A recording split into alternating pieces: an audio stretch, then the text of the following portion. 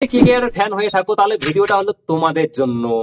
তার কারণ হচ্ছে যে আইপিএল 2026-এ কে হতে চলেছে সুনীল নারায়ণের পারফেক্ট ওপেনার পার্টনার। এমন চারজন ব্যাটার রয়েছে যাদের মধ্যে একজনকে যদি কেকেআর পেয়ে যায় তাহলে কিন্তু আইপিএল 2026-এর কিন্তু তাণ্ডবটা অন্যরকম হতে চায়। কে হতে চলেছে কে ব্যাটসম্যান আজকে দেখো সবই এই ভিডিওতে, আর কে হতে চলেছে কেকেআর পরবর্তী ক্যাপ্টেন। তো চলো, তার আগে কলকাতা নাইট রাইডার্সের ফ্যান হয়ে থাকলে ভিডিওতে লাইক করে চ্যানেলটাকে সাবস্ক্রাইব করে দেবে। তো চলো ভিডিওটা শুরু করা যাক। আইপিএল 2026-এ কেকেআর ভাই খুঁজছে একজন নতুন ওপেনার সুনীল নারায়ণের সঙ্গে যে ওপেনিং করতে পারে এই চারজন বিদেশি যে কোনো একজন। তো চলো এই চারজন প্লেয়ারের নামে কিন্তু খুবই উঠে আসছে। আশা করতেছি এই চারজন প্লেয়ারের মধ্যে কেকেআর একজনকে হয়তো নিজেদের দলের মধ্যে দলে করবে, অবশ্যই এটা কনফার্ম। যে কোনো একজন যদি কেকেআর ওপেনিং জুটিতে আসে তাহলে কেকেআর ওপেনিং জুটি কিন্তু দুর্দান্ত হবে। যেমনটা 2024 সালে ফিলিপ সল্ট এবং সুনীল নারায়ণের জুটি ছিল।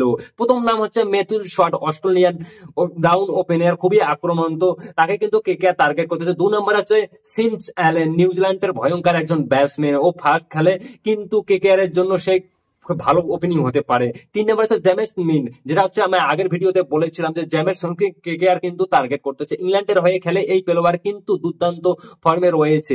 4 নম্বর হচ্ছে ব্রেন ড্যাকেট, সবার উপরে কিন্তু এই নামটা রয়েছে, কারণ হচ্ছে ব্রেন ড্যাকেটকে কেকেআর যে কোনো মূল্যে কেকেআর তাকে দলে নিতে চায়।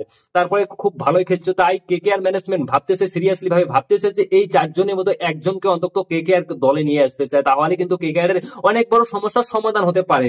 কারণ হচ্ছে কেকেআর এর কাছে একটা ভালো ওপেনার নেই। 2024-এ অনেক কষ্ট করে ফিলিপ সলকে পেয়েছিল, কিন্তু তা কিন্তু 2025-এ কেকেআর তাকে নিজে হাতে ছেড়ে দেয়। তো সেইটাই ছিল সব থেকে বড় ভুল। এবং তারপরে কেকেআর হাতে উইকেট কিপার এবং ওপেনার হিসেবে ছিলেন রমনলা গুরবাস এবং কুইন্টন ডিকক। দুজনকার পারফরমেন্স এতটাই বাজে যা গুরু বলার কথা না। সত্যি যা 2025-এ আমরা এত কেকেআর বাজে পারফরমেন্স দেখেছি যা বলার কথা না।